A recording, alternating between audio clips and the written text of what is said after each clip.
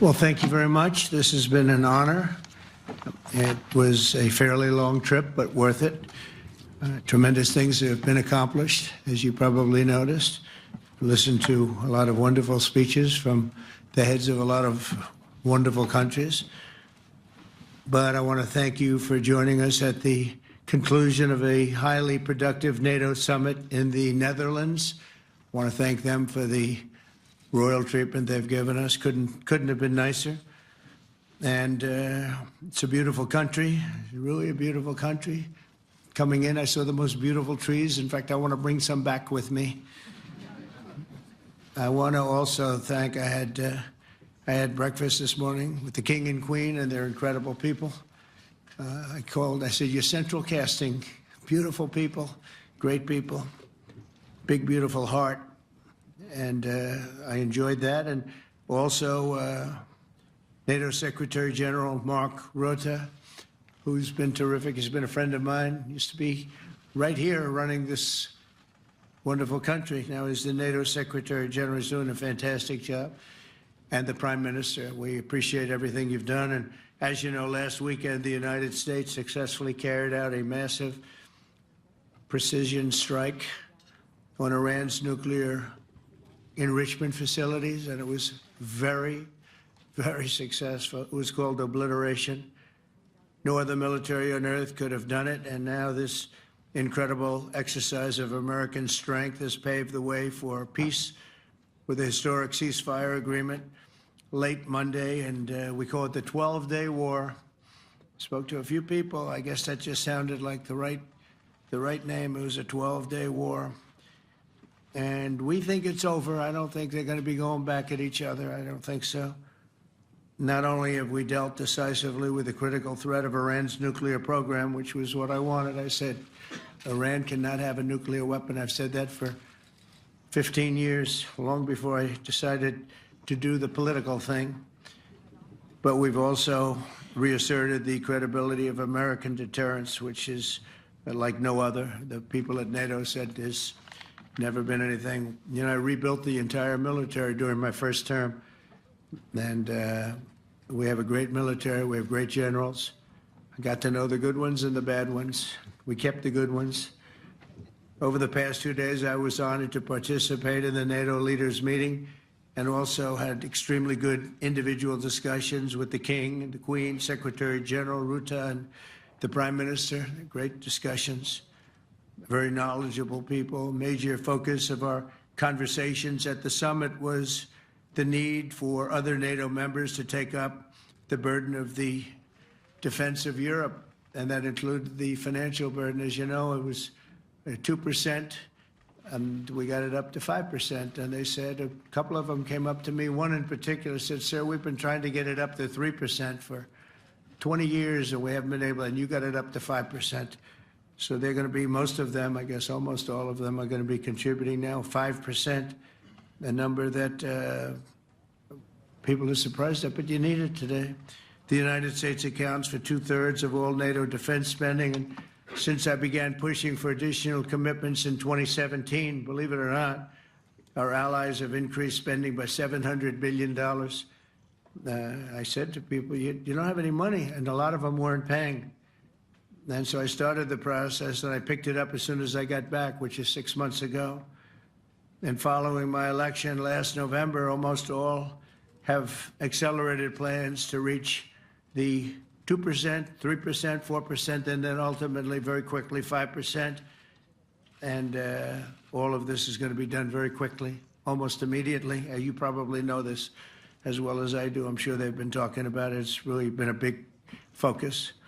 In a very historic milestone this week, the NATO allies committed to dramatically increase their defense spending to that 5% of GDP, something that no one really thought possible. And they said, you did it, sir, you did it. Well, I don't know if I did it, but I think I did. This will be known as the Hague Defense Commitment, which is pretty good, pretty appropriate. When the allies reach this number, it will add more than $1 trillion a year. Think of that, $1 trillion per year to our common defense, and this is a monument really to victory, but it's a monumental win for the United States because we were carrying much more than our fair share. It was quite unfair, actually. But this is a big win for Europe and for actually Western civilization.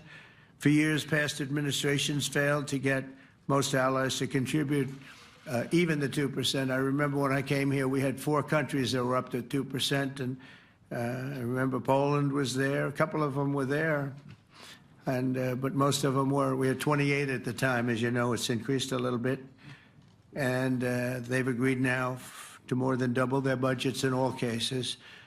And Europe stepping up to take more responsibility for its security will help prevent future disasters like the horrible situation with Russia and Ukraine, and hopefully we're going to get that solved. Last week they lost 7,000 soldiers, mostly soldiers, but they're also getting hit in Kiev. They're getting hit in some of the towns also. And that means life. Life is disappearing also in the cities and towns. Should have never happened, would have never happened if I was president. I said it 1,000 times, and it never did happen. It's never even thought about. But it's vital that this additional money be spent on very serious military hardware, not bureaucracy, and hopefully that hardware is going to be made in America because we have the best hardware in the world. You saw that where 14 missiles were shot at us the other day. And they were very nice. They gave us warning. They said, we're going to shoot them. Is 1 o'clock okay? They said, it's fine. And everybody was emptied off the base, so they couldn't get hurt except for the gunners. They call them the gunners. And out of 14 high-end missiles that were shot at the base in Qatar, all 14, as you know, were shot down by our equipment. Amazing stuff. Amazing that they can do. It's like shooting a bullet with a bullet. It's the same thing if you think about it. 14 out of 14, and they weren't even that surprised. I said, do you do that well often? They say, we pretty much do, sir. The Ukraine crisis has also highlighted the urgency of rebuilding our defense industrial base, both in the United States and among the allied nations. We cannot afford to be dependent on foreign adversaries for critical minerals. And as you know, we made a deal with Ukraine to take a vast amount of the land they have for minerals. We need it. And once again, I want to thank all of the people in the Netherlands, incredible people. It's a great place. And all of the NATO allies for the tremendous summit that we just had. A letter just came in, and a statement came in from the Atomic Energy Commission of Israel. And I just wondered, this is an official letter, and they're very serious people, as you know. The devastating U.S. strike on Fordo destroyed the site's critical infrastructure and rendered the enrichment facility totally inoperable. It was devastated. We assess that the American strikes on Iran's nuclear facilities has set back Iran's ability to develop nuclear weapons for many years to come. This achievement can continue indefinitely if Iran does not get access to nuclear material, which it won't.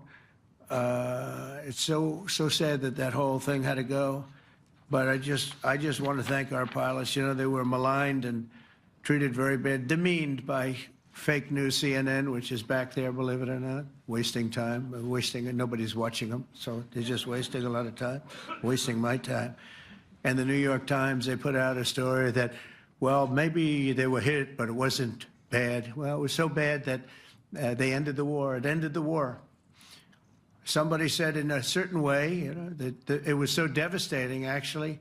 If you look at Hiroshima, if you look at Nagasaki, you know, that ended a war too. This ended a war in a different way, but it was so devastating. Also, they have, out of Dubai, just came that Iran's foreign ministry spokesman, this is Iran's foreign ministry, says its nuclear installations were very badly damaged by the American strike. So what bothered me about these reports were fake reports put out by the New York Times, failing, I call it the failing New York Times because it's doing terribly. Without me, it would be doing no business at all. But, and by fake news, CNN and MSDNC, all of these terrible people, you know, they have no credibility.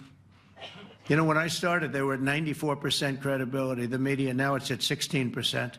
And I'm very proud of it because I've exposed it for what it is. But when I saw them starting to question the caliber of the attack, was it bad? Well, it was really bad. It was devastating. They obliterated. In fact, you can't get into the tunnels. They just put that over. That just came out. They can't, there's nothing, there's no way you can even get down. The whole thing is collapsed in a disaster.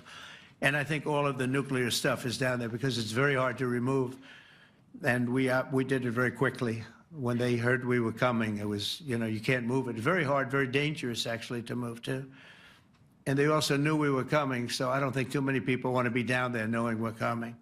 With the bunker busters, as we call them, we're the only ones that have them. We have the best equipment, best nuclear equipment, and we have the best equipment in the world. And by the way, we can't forget our submarine, which was out there, submarines actually, but submarine was out there. We shot 30 rockets into an area, every single one of them. I think it was almost 400 miles away, I think, Pete, right? 400 and long. It was in the ocean, long ways away. And we shot a total of 30. Every single one of them hit within 9 inches from where it was supposed to be. It took out a lot because we didn't do just Fordo. We did 2 others in addition, which hadn't been completely destroyed. So we hit them with a submarine from hundreds of miles away. Amazing, just amazing equipment. Greatest submarines in the world. Nobody's even close. They're 20 years behind us when it comes to submarine technology. So that's one, and the other was from the Atomic Energy Commission. And they have about 3 or 4 of them now coming in from atomic energy commissions from various places. But the one that we have that just came out, we released it a little while ago, was from the Israeli Atomic Energy Commission. But numerous of them are getting to see the site, and the site has been demolished. And again, we had these brave patriots, these incredible flyers, these people that can fly a plane better than anybody can fly a plane, going into very hostile territory, flying into the territory that has got more missiles and things pointed at it, but it was very stealth. They didn't get to see it. It was dark. That's the amazing thing about the shots. They hit the shots perfectly, and yet it was dead dark. There was no moon. There was no light. It was virtually moonless.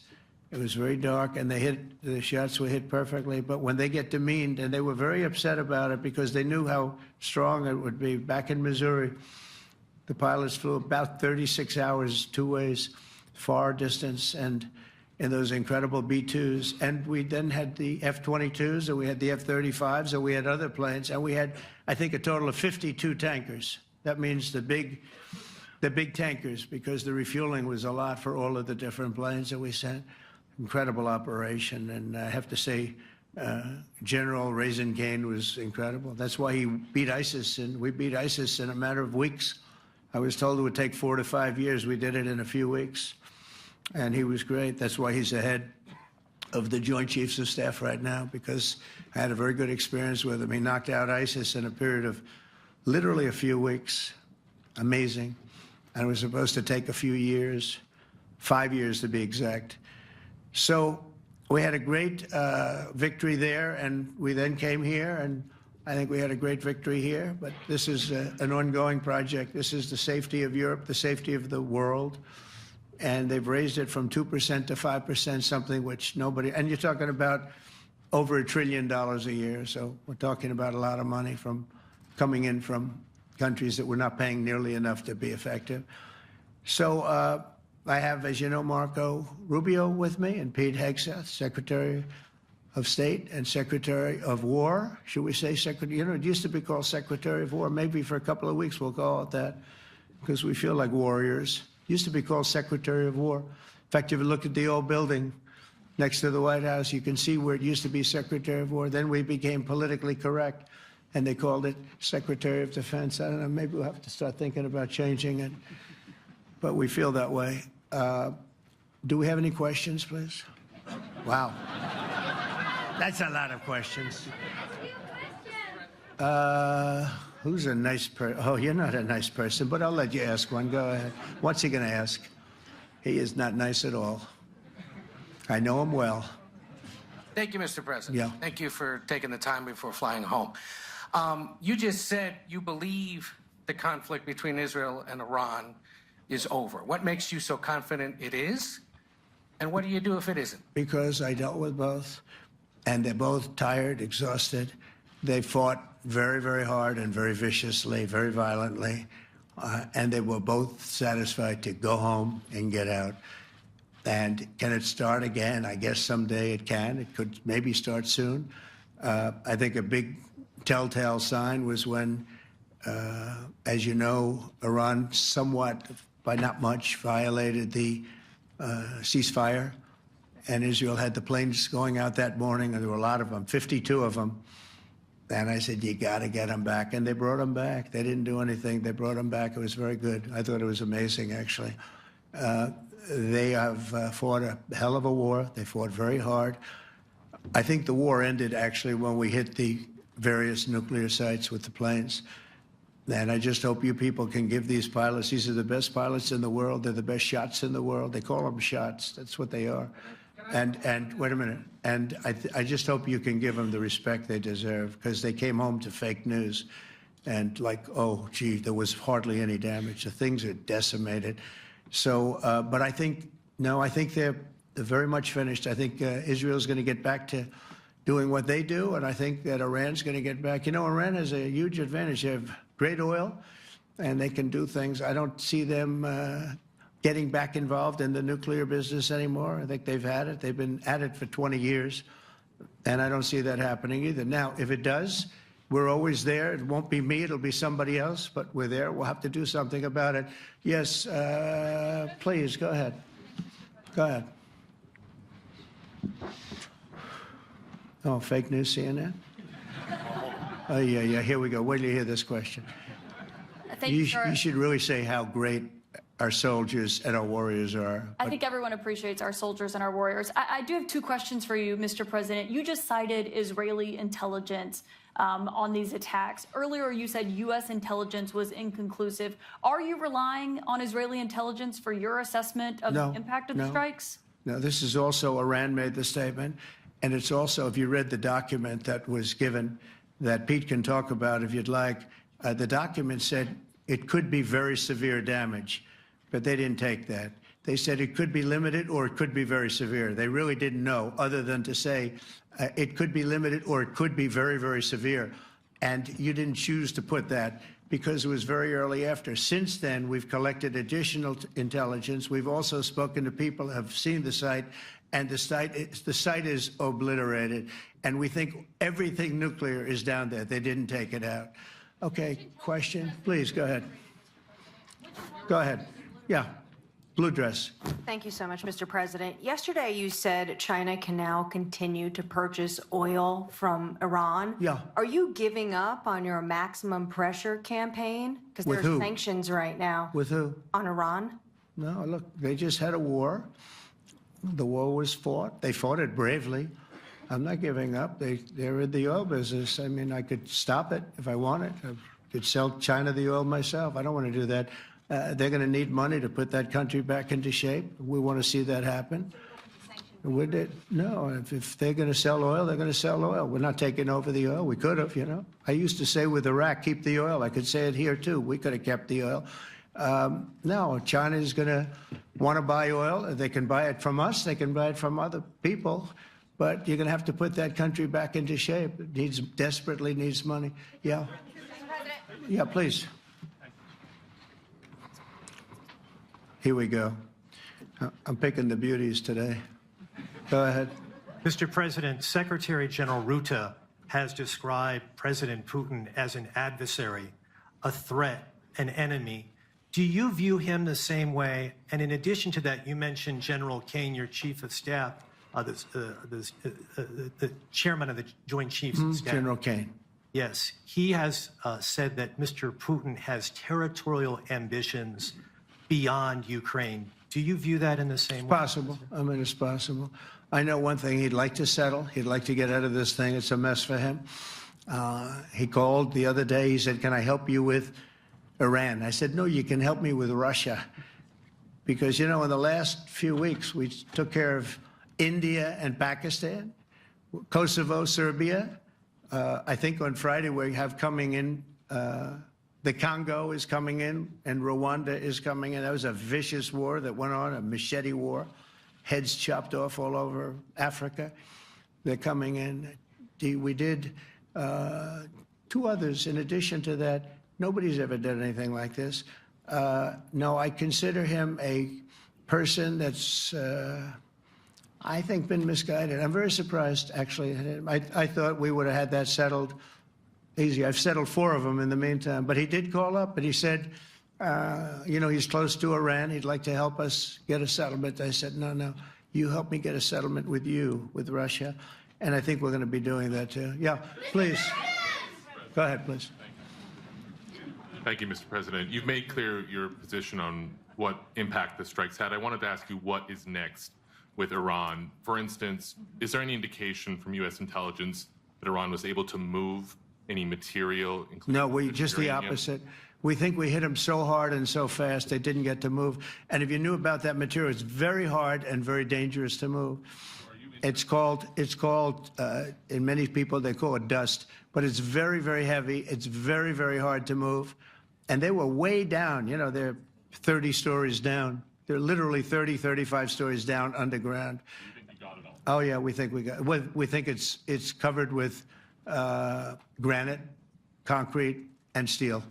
Can I ask you, are you interested in restarting negotiations with Iran? And if so, have they received? So our people, Marco could answer this, but our people are not, I'm not. The way I look at it, they fought, the war's done, and, you know, I could get a statement that they're not going to go nuclear. We're probably going to ask for that, but they're not going to be doing it. But they're not going to be doing it anyway. They've had it. They've had it. Now, maybe someday in the future we'll want that. But I've asked Marco, do you want to draw, I just asked him the question as we were walking on the stage, do you want to draw up a little agreement for them to sign? Because I think we can get them to sign it. I don't think it's necessary. Marco, do you want to talk about that, please? Well, Mr. President, I think President Trump has shown a willingness to meet and talk to anybody in the world who's interested in peace. I don't know of any president that's been as willing as he has to meet with anyone and talk about peace. We'd love to have peaceful relations with any country in the world. And so obviously that'll depend on Iran's willingness not just to engage in peace, but to negotiate directly with the United States, not through some third country or fourth country process. But I know of no president, probably in our modern history, that's sought peace more than President Trump has. Sounds like the door is open, but you're in no rush. Is that right? Sounds like the door is open. But I'll tell you what, look, we're going to talk to them next week with Iran. We may sign an agreement. I don't know. To me, I don't think it's that necessary. I mean, they had a war, they fought. Now they're going back to their world. I don't care if I have an agreement or not. The only thing we'd be asking for is what we were asking for before about we want no nuclear, but we destroyed the nuclear. In other words, that's destroyed. I said, Iran will not have nuclear. Well, we blew it up. It's blown up to kingdom come. And so I don't feel very strongly about it. If we got a document, wouldn't be bad. We're going to meet with them, actually. We're going to meet with them. Yeah. Yeah, go ahead, please. Yes. Mr. President, Netherlands TV, thank you for visiting our country. Good. As I understood, Thank you. I, of course, would like to know how you slept last night at the House of the King. Oh, I slept beautifully. But probably a more serious question. I think you just had a meeting with President Zelensky. Did you discuss any ceasefire in this Russo-Ukrainian? No, I wanted to know how he's doing. He was very nice, actually. You know, we had little rough times sometimes. He was, couldn't have been nicer. I think he'd like to see an end to this. I do. I think what I took from the meeting couldn't have been nicer, actually. But I took from the meeting that he'd like to see it end. I think it's a great time to end it. I'm going to speak to Vladimir Putin and see if we can get it ended. But look, these are brave people. They're fighting these wars all over the place. You know, last week they had, I guess, close, I told you, close to 7,000 young soldiers, Russian and Ukrainian soldiers were killed, 7,000 in 1 week. It's crazy. It's crazy. So I'll be speaking to Putin. No, I had a good meeting with with Zelensky, and I had a lot of good meetings. We had a lot of good meetings with a lot of people, a lot of great leaders. But he's fighting a brave battle. It's a tough battle. Yeah. Go ahead, white dress. Thank you. Ida Hallikainen from Finland, Ilta-Sanomat. Good. You have played golf with President Alexander Stubb. How do you see Finland as a NATO ally and partner, and how would you describe your relationship with our president? Well, he's a very good golfer, okay? In fact, he was on his college golf team. He went to a good college in the South, as you know, a very good college, and he was a good golfer. We had a good time. I think my relationship's great. I want to buy icebreakers. You know, you're very good at icebreakers. And I actually made him an offer. I didn't go to Congress. They'll try and impeach me for this. But there's an old, it's not old, it's fairly new, but it's used icebreaker. And I offered him about 1/3 of what he asked for. But we're negotiating. We need icebreakers in the U.S. And if we can get some inexpensively, I'd like to do that. Actually, they'll fix it up, make it good. Also, we may buy some icebreakers. You know, you're the king of icebreakers, that particular country. They make them good. They make them really good, and they know what they're doing. And so we're negotiating with them for about 15 different icebreakers. But one of them is available now. It's old, and it's old. It's like 5, 6 years old. And we're trying to buy it. I'm trying to make a good deal. It's all I do my whole life. My whole life, that's all I do is make deals. Yeah, please. Go ahead. Sir, go ahead. Yeah, a question for NewsHour, Dutch TV. First of all, on Article 5, on your way here, you spoke about the commitment of the U.S. to Article 5, saying, I'll give you my definition once we're here. Yeah. What is your definition, and may the U.S. commitment to Article 5 change in case some of the NATO members do not reach the threshold that was discussed today? My second question is following up on a colleague on Iran. What intel reports do say that everything over there was obliterated? Yeah, well, there are numerous of those reports, and they're coming out fast and furious. But the most respected ones we've already seen. And I will say that on a very confidential basis, they're looking at the reports, like numerous reports, and including people going to the site and checking the site. And they're going to be having, I guess you're going to be having over the next couple of days a full, you're going to encapsulate it. But no, the site was obliterated, just like I said it was, and just like the pilots should be given credit for. As far as Article 5, look, when I came here because it was something I'm supposed to be doing, but I left here a little bit differently. I said, I watched the heads of these countries get up, and the love and the passion that they showed for their country was unbelievable. I've never seen quite anything like it. They want to protect their country, and they need the United States. And without the United States, it's not going to be the same. And you can ask Mark, or you can ask any of the people that were there. It was really moving to see it. They love their country. They were so respectful of me because I'm the head of the United States. And I made, you know, the King of Saudi Arabia, when I was in the Middle East, so I was in Qatar for a different reason, not a reason to get shot at. We were in there for economic development reasons, Qatar, UAE, and Saudi Arabia. All three leaders of those countries, and we took back $5.1 trillion into the United States. All three leaders said, you know, you're presiding over the hottest country in the world. The United States right now is the hottest country. Everybody wants to be there. Everybody wants a piece of it. He said, a year ago, your country was dead. You had a deadhead running it. You had a country that was dead, and it was dead.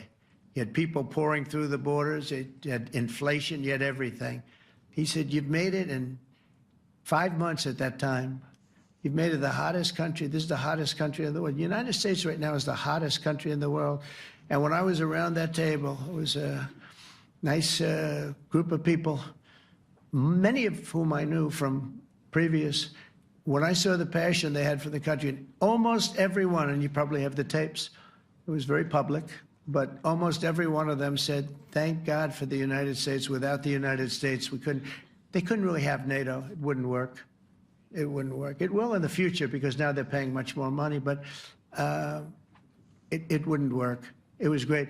And I left here differently. I left here saying that these people really love their countries. It's not a ripoff. And we're here to help them protect their country. Okay, we'll do one or two more. Thank you, Mr. President. Yeah. A question on Spain. Are you satisfied with today? Oh, I think Spain's terrible what they've done. No, I do. They're the only country that won't pay the full up. They want to stay at 2%. I think it's terrible. And, you know, they're doing very well. The economy is very well. And that economy could be blown right out of the water with something bad happening. You know, Spain is the only country that... Are you from Spain? Yeah. Good, congratulations. You're the only country that is not paying. I don't know what the problem is. I think it's too bad. So we'll make it up. You know what we're going to do? We're negotiating with Spain on a trade deal. We're going to make them pay twice as much. And I'm actually serious about that. We're going to make Spain... I like Spain. I have so many people from Spain that it's a great place and they're great people. But Spain is the only country out of all of the countries that refuses to pay. And, you know, so they want a little bit of a free ride. But they'll have to pay it back to us on trade because I'm not going to let that happen. It's unfair. It's unfair to NATO. All right, sir, please. Go ahead, right in the back. Yeah, you, tall one. The tall man. Mr. President, Johannes Petra from Austrian National Television. How are you? You once said that you would end the Ukraine war in 24 hours. You later said you said that sarcastically. Well, of course it was sarcastic. But you've now been in office for 5 months and 5 days. Why have you not been able to end the Ukraine war? Because it's more difficult than people would have any idea. Vladimir Putin has been more difficult. Frankly, I had some problems with Zelensky. You may have read about him. And it's been more difficult than other wars. I mean, look, we just ended a war in 12 days that was simmering for 30 years, frankly. We ended Rwanda and the Congo. It's coming to sign the documents. We've already signed basic documents, but they're coming, I think, to the White House on Friday. We ended Serbia was going to go at it. But maybe the most important of all, India and Pakistan. And that wasn't whether or not they may someday have nukes like we're talking about in the Middle East, like we're talking about with Israel and Iran. This is they have nuclear weapons. I ended that with a series of phone calls on trade. I said, look, if you're going to go fighting each other, it was getting very bad. You know how bad that last attack was. It was really bad. If you're going to go fighting each other, we're not doing any trade deal. No, no, no, you have to do a trade deal. I said, we're not doing any trade deal. And in fact, I had the general, who was very impressive. The general from Pakistan was in my office last week. You know, Prime Minister Modi is a great friend of mine. He's a great gentleman. He's a great man.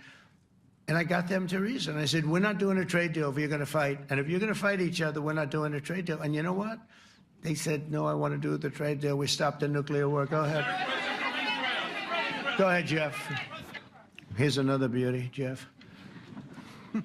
He's a beauty, all right. Go ahead.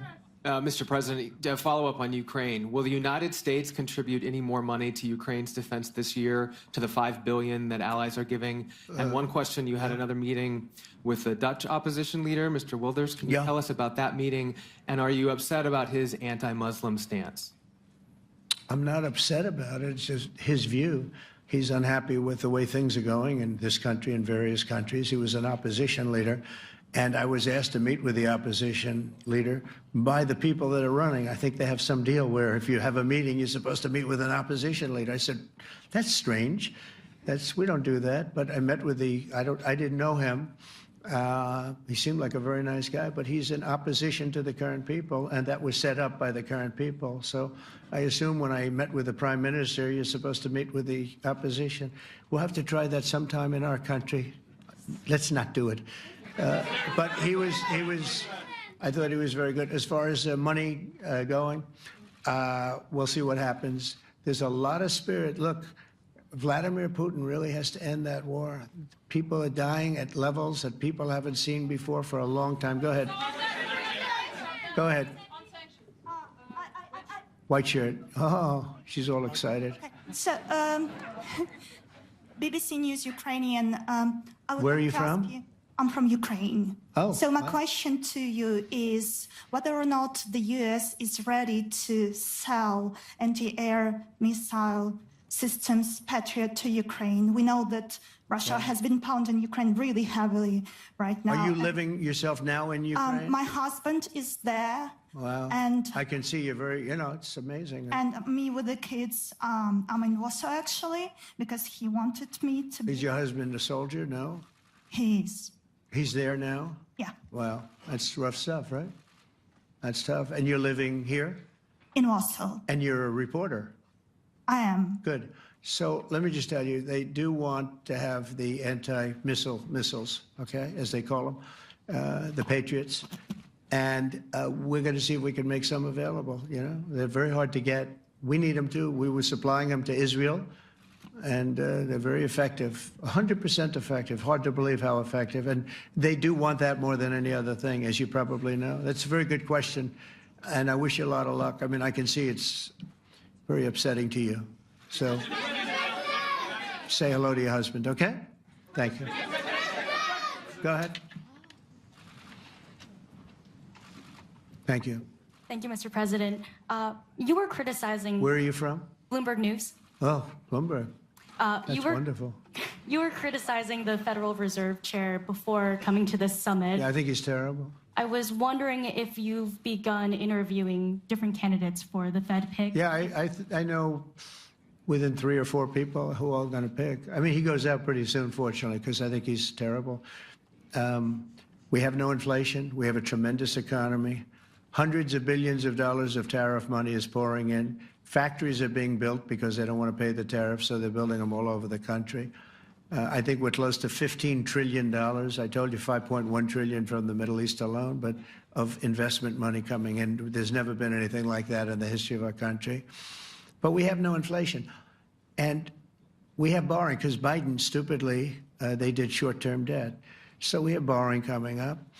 And, we'll go 10 years, maybe longer, maybe shorter, but we'll go a long period of time when we do the debt. And because of him, because of this guy, we will have to pay for years. We'll be paying for him. And I said to him, listen, there's no inflation. He says, but maybe there'll be some. That's true. I said, if there is some, what you do is raise the rate. I'm okay with that. You raise the rate in 2 years from now or in a year from now. But because the rate's high, we have to pay more for debt. It's pretty equal. In other words, if it's 4%, it's 4%. If you drop it a point, you'll pay 3%. So it's fairly equal, not necessarily, but fairly equal. So we're going to end up paying maybe 2 points or 3 points more. 3 points would be about $900 billion a year because of this very average mentally person. He's an average mentally person. I'd say low in terms of what he does, low. Low IQ for what he does, okay? Wait, so instead of paying $900 billion, we don't want to pay 900 just because he doesn't want to lower the rate. I said, if there's inflation in 2 years or 3 years or 1 year from now, you raise the rate and you take care of the inflation, among other things. But he's probably a very political guy, I guess. I don't know. I think he's a very stupid person, actually. All right, one more. Let's go. How about you? Go ahead. She looks so happy and everything. Thank you. That's why I picked her. I'm from Spain, too. I'm Ana Buch from La Vanguardia. I wanted to know if... You're where from? Spain, too. Ah. I wanted to know if you want to... That's the Spain corner right there. I shouldn't have said that. That's okay. I do like Spain, by the way. I think it's unfair that they're not paying, but go ahead. Are you going to negotiate directly with Spain about... I'm going to negotiate directly with Spain. I'm going to do it myself. They're going to pay. They'll pay more money this way. You should tell them to go back and pay. You're a reporter? You tell them to go back. They ought to join all of those countries that are paying 5%. Spain's going to be just about the only one that's not. They were the most hostile toward doing it. It just doesn't make sense to me. Okay. All right, Kelly, go ahead. Here we go. There's another one. Hello, sir. Thank you We very much. got them all today. Okay. So, Mr. President, you talked about expecting some on-the-ground assessments at Fordo and other sites. Now here, Is that here Israeli and U.S.? It's been obliterated, Kelly. It's What is your message then, sir, to the intelligence community when they present reports? You're not disputing the DIA report. You're just... They presented a report that wasn't finished. We're talking about something that took place 3 days ago. I understand that, sir. The report was done 2 days ago. Wait a minute. Yes. They didn't see it. All they can do is take a guess. Now, if you take a look at the pictures, if you take a look how it's all blackened, you know the fire and brimstone is all underground because it's granite and it's all underground. You don't show it. But even there, with all of that being said, the whole area for 75 yards around the hole where it hit is black with fire. The group that's run by this gentleman, in fact, you may want to talk about it for a second because we're going to issue a report. And I think it's not even a very exciting report at this point. It's been obliterated, totally obliterated. And they did a report, but it was like, if you look at the dates, it's just a few days after it happened. Sir. So they didn't see it. They said it may be very severe. Understood. Go ahead. Do you have a message for the intelligence community, though, in terms of unvarnished information getting to you, that it's not... I don't really have a message. I would say issue the report when you know what happened. I wouldn't say that it could be severe or maybe not. They use the word severe. It could be severe or maybe it's not. And so people like you picked up and said, oh, it's not severe. No, the report was not a complete report. Yeah, the message was probably wait till you know the answer before you... And sir, did you not have a public component to your Zelensky meeting for a tactical reason with President Putin? Let him answer this question. Hello, Mr. Secretary. Yeah. There's a reason the president calls out fake news for what it is. These pilots, these refuelers, these fighters, these air defenders, the skill and the courage it took to go into enemy territory flying 36 hours on behalf of the American people and the world to take out a nuclear program is beyond what anyone in this audience can fathom. And then the instinct of CNN, the instinct of the New York Times is to try to find a way to spin it for their own political reasons to try to hurt President Trump or our country. They don't care what the troops think. They don't care what the world thinks. They want to spin it to try to make him look bad based on a leak. Of course, we've all seen plenty of leakers. And what do leakers do? They have agendas.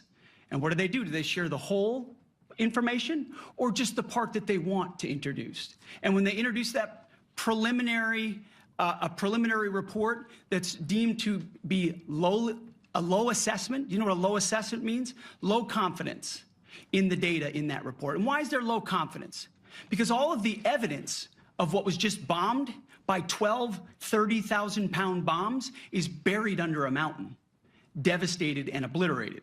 So if you want to make an assessment of what happened at Fordo, you better get a big shovel and go really deep, because Iran's nuclear program is obliterated. And somebody somewhere is trying to leak something to say, oh, with low confidence, we think maybe it's moderate. Those that dropped the bombs precisely in the right place know exactly what happened when that exploded. And you know who else knows? Iran.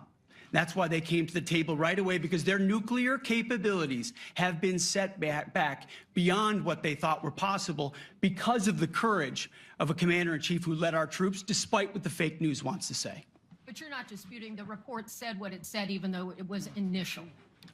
The report said what it said, and it was fine. It was severe, they think, but they had no idea. They shouldn't have issued a report until they did. But we've gotten the information. I think Pete said it better than you can say it.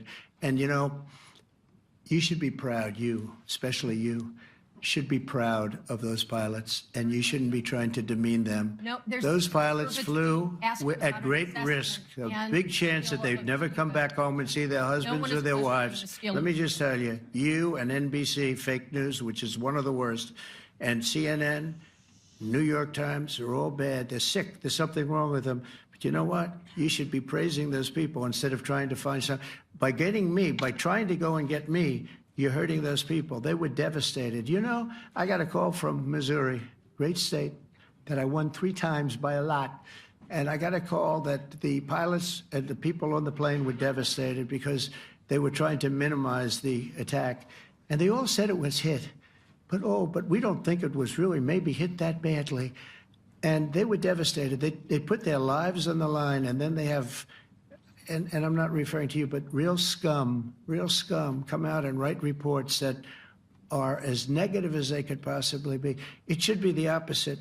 You should make them heroes and heroines. You should make them really people that they were so devastated when they heard this news. And you know what they said? One of them, I spoke to one of them, he said, "Sir, we hit the site.